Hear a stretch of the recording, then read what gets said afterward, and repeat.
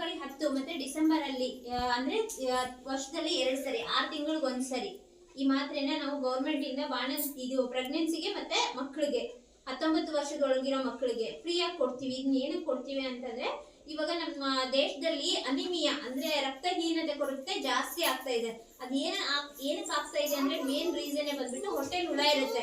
ಹೊಟ್ಟೆಲ್ ಹುಳ ಇದ್ರೆ ಅದು ರಕ್ತ ಆಗಲ್ಲ, ಉತ್ಪತ್ತಿ ಆಗಲ್ಲ. ಅದು ಅಂದ್ರೆ ಈ ಹುಳ ಇತ್ತು ಅಂತಂದ್ರೆ ನಮ್ಗೆ ಯಾವ ತರ ಆಗುತ್ತೆ ಅಂದ್ರೆ ತಿಂದ ತಕ್ಷಣನೇ ಬಾತ್ರೂಮ್ಗೆ ಹೋಗ್ಬೇಕು ಅನ್ಸುತ್ತೆ. ಆಮೇಲೆ ಮುಖದ್ಮೇಲೆ ಬಿಳಿ ಮಚ್ಚೆಗಳು ಬರುತ್ತೆ. ಆಮೇಲೆ ಜಾಸ್ತಿ ಸ್ವೀಟ್ ತಿನ್ಬೇಕು ಅನ್ಸುತ್ತೆ. ಆಮೇಲೆ ಮಕ್ಕಳು ಸಣ್ಣಗೆ ಆಗೋಗ್ತಾರೆ. ಎಷ್ಟೇ ತಿಂದ್ರು ಮೈಯೇ ಹಿಡಿಯಲ್ಲ ಅಂತಿರ್ತಾರಲ್ವಾ, ನಮ್ಮ ಮಗುಗೆ ನಾವು ಚೆನ್ನಾಗಿ ಊಟ ಮಾಡ್ತೀವಿ ಆದ್ರೂ ಮೈ ಹಿಡಿತಾ ಇಲ್ಲ ಅಂತ. ಅದೆಲ್ಲ ಆಗೋದಿಕ್ ರೀಸನ್ ಮೇನ್ ಹೊಟ್ಟೆಯಲ್ಲಿ ಹುಳ ಇರೋದು. ಈ ಹುಳುಗಳು ಹೆಂಗಾಗುತ್ತೆ ನಮ್ಮ ಹೊಟ್ಟೆಯಲ್ಲಿ ಅಂತಂದ್ರೆ ಮೇನು ನಾವು ಕೈ ತೊಳಿದೇನೆ ಊಟ ತಿನ್ನೋದು. ಆಮೇಲೆ ಬಯಲು ಶೌಚಾಲಯಕ್ಕೆ ಹೋಗ್ತೀವಿ, ಸ್ಲಿಪ್ಪರ್ ಯೂಸ್ ಮಾಡಲ್ಲ, ಹಂಗೆ ಬರಿಗಾಲಲ್ಲೇ ಹೋಗ್ತೀವಿ. ಬರಿಗಾಲಲ್ಲೇ ಹೋದಾಗ ನಮ್ಗೆ ಗೊತ್ತಿರಲ್ಲ, ನಮ್ ಕಾಲಲ್ಲಿ ಸಣ್ಣ ನೋವುಗಳು ಇರುತ್ತೆ, ಏನೋ ಒಂದ್ ಚುಚ್ಚಿರುತ್ತೆ, ಏನೋ ಒಂದ್ ಆಗಿರುತ್ತೆ, ಅಲ್ಲಿ ಹುಳುಗಳು ಓಡಾಡ್ತಿರುತ್ತೆ. ಆ ನೋವು ಮೂಲಕ ಹುಳು ಎಲ್ಲ ನಮ್ಮ ಬಾಡಿ ಒಳಗಡೆ ಹೋಗುತ್ತೆ. ಕಣ್ಣಿಗೆ ಕಾಣಲ್ಲ ಮೈಕ್ರೋ ಆರ್ಗ್ಯಾನಿಸಮ್ಸ್, ಅದು ಒಳಗಡೆ ಹೋದಾಗ ಅದೇ ಹುಳುಗಳಾಗುತ್ತೆ. ಆಮೇಲೆ ಮೇನು ಮನೆಯಲ್ಲಿ ಊಟ ಅಡಿಗೆ ಮಾಡ್ತೀರಾ, ಅಡಿಗೆ ಮಾಡ್ಬಿಟ್ಟು ನೀಟಾಗಿ ಕ್ಲೀನಾಗಿ ಮುಚ್ಚಿಡ್ತೀರಾ. ಇವಾಗ ಪರವಾಗಿಲ್ಲ, ಹಳ್ಳಿಗಳಲ್ಲೆಲ್ಲ ನೋಡ್ಬೇಕು ಹಂಗಂಗೆ ತಿಂತಾರೆ, ಹಂಗಂಗೆ ಅದು ಮೇಲ್ಗಡೆ ಏನು ಮುಚ್ಚೋದೇ ಇಲ್ಲ. ಚಪಾತಿ ಮಾಡ್ತಾರೆ, ಚಪಾತಿ ಬಿಡೋ ಗಾಳಿಗೆ ಆರೋಗ್ಲಿ ಅಂತ ಹಂಗೆ ಇಟ್ಬಿಡೋದು. ಅದ್ರ ಮೇಲೆ ನೊಣ ಕೂತ್ಕೊಳ್ಳುತ್ತೆ, ಆಮೇಲೆ ಧೂಳೆಲ್ಲ ಬಂದು ಕೂತ್ಕೊಂಡಿರುತ್ತೆ. ನಿಮ್ಗೆ ಗೊತ್ತಾಗಲ್ಲ, ಅದು ಫೀಲ್ ಆಗಲ್ಲ ನಿಮ್ಗೆ ಅಲ್ವಾ.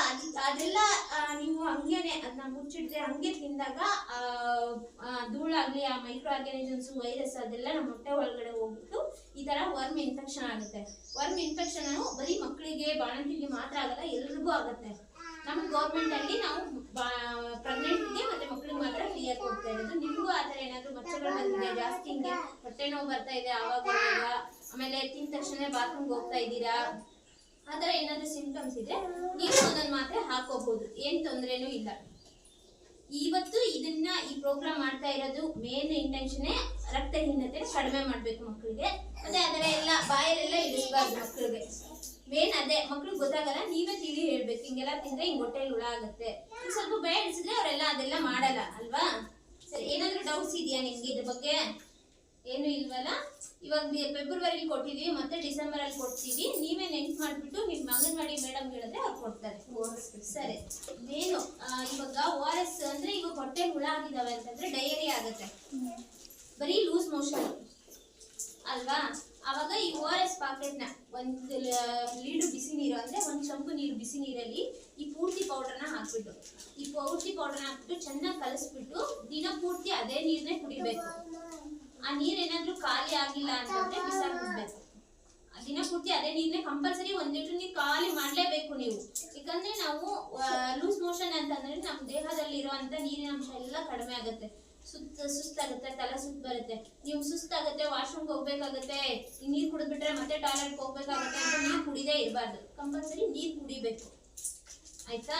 ಸರಿ, ಮತ್ತೆ ಕ್ಲೀನ್ ಆಗಿರೋ ಲೋಟ ಆಗ್ಲಿ, ಕ್ಲೀನ್ ಆಗಿರೋ ಗ್ಲಾಸ್ಲಿ ಚಂಪ್ನೆ ಯೂಸ್ ಮಾಡ್ಬೇಕು.